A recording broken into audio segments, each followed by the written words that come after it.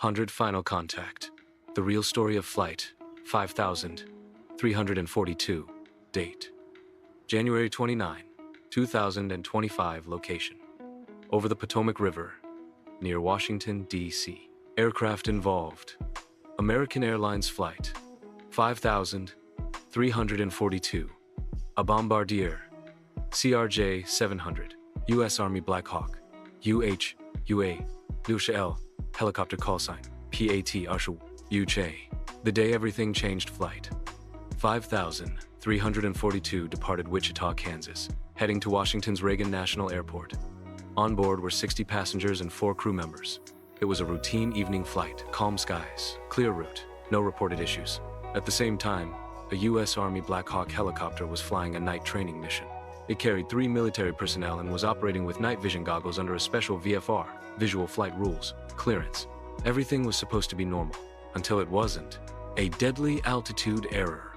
As both aircraft approached the airport, a fatal alignment occurred. The Black Hawk was flying higher than permitted, around 278 feet, when it should have been below 200 feet, per airspace rules for helicopters.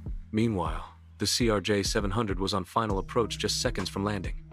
Air Traffic Control, ATC, noticed the conflict on radar. A controller asked the commercial jet to confirm altitude. The pilot, Captain Lisa Morgan, calmly responded, "Flight 5342, we're steady at 200 feet.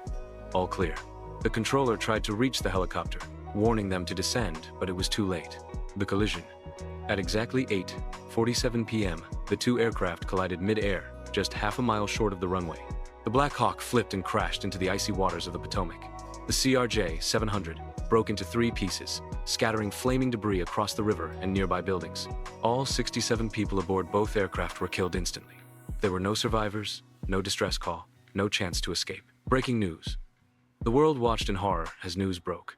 A U.S. Army Black Hawk helicopter and an American Airlines regional jet have collided in midair near Washington, D.C. Authorities confirm there are no survivors. This marks the deadliest aviation disaster on U.S. soil in over 2 decades. What went wrong? Investigations by the NTSB and FAA revealed the helicopter was flying too high, possibly misjudging altitude due to faulty night vision or miscommunication. The air traffic controller was overworked, handling both aircraft without adequate support. Visual separation was approved too late, and radar warnings weren't followed in time. There was no collision avoidance system on board the helicopter. Cockpit voice recorders revealed the jet's crew never saw the helicopter coming.